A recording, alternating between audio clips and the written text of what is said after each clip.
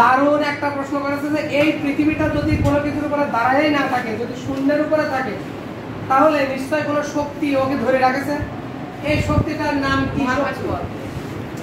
এখন এই আমরা জানি বিজ্ঞানী নিউটনের একটা সূত্র আছে, প্রত্যেকটা বস্তু একে অপরকে নিচের দিকে আকর্ষণ করে। এই আকর্ষণের নাম কি? মহাকর্ষ। রাইট, এই আকর্ষণের নাম কি? মহাকর্ষ। এই প্রত্যেকটা বস্তুই, আর ইংরেজিতে বলি গ্র্যাভিটি। গ্র্যাভিটি, প্রত্যেকটা একটা গ্র্যাভিটি শক্তি আছে। এই পুরো বিশ্ব ব্রহ্মাণ্ড দিনে দিনে দূরেই সরে যাচ্ছে। এই পৃথিবীটা বা মহাবিশ্ব যেদিন থেকে সৃষ্টি হয়েছে বিগ ব্যাং এর মাধ্যমে, তাই তো? কিসের মাধ্যমে? এই বিগ ব্যাং এর মাধ্যমে যখন পুরো বিশ্ব সৃষ্টি হয়েছে, তারপর থেকেই পুরো পৃথিবী হোক, গ্রহ হোক, নক্ষত্র, সূর্য, সবকিছু একজন আরেকজনের কাছ থেকে দূরেই সরে যাচ্ছে, দূরেই সরে যাচ্ছে। আর কারোর কোনো মনে প্রশ্ন, তাহলে এই পৃথিবীটা যে এরকম শূন্যে ভেসে আছে, কিসের জন্য ভেসে আছে? কিসের শক্তি? মহাকর্ষ শক্তি। আর এটা আছে গ্র্যাভিটি, অভিকর্ষ শক্তিও কিন্তু কাজ করে। আর কারো কোনো প্রশ্ন আছে? কি প্রশ্ন? আমি আমাদের এই পৃথিবীটা কেন সূর্যকে কেন্দ্র করে, সূর্য তখন রাইট, খুব দারুণ একটা প্রশ্ন। তার মানে আমাদের একটা প্রশ্ন হচ্ছে কি, যে সূর্য কেন পৃথিবীকে কেন্দ্র করে ঘোরে না, আমাদের পৃথিবী কেন সূর্যকে কেন্দ্র করে ঘুরছে? এটা কি ঘুরতেছে না? তাহলে সত্যিকার পৃথিবী এরকম ঘুরতেছে না? সেটা কেন সূর্যকে কেন্দ্র করে ঘুরতেছে, তাই না?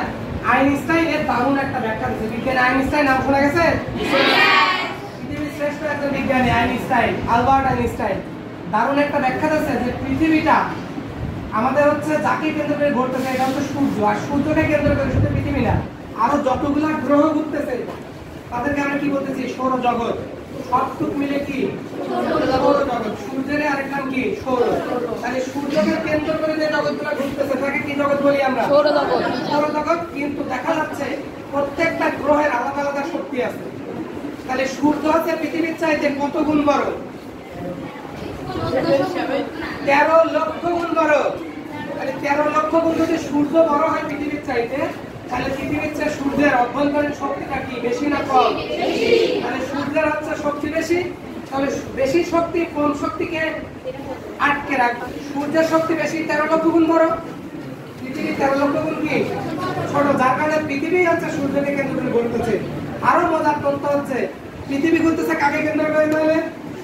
মানে সূর্যটা বড়, সূর্য আবার আরেকজনকে কেন্দ্র করে ঘুরতেছে, কারণ সূর্যের থেকে যে বড় সে হচ্ছে আমাদের গ্যালাক্সি।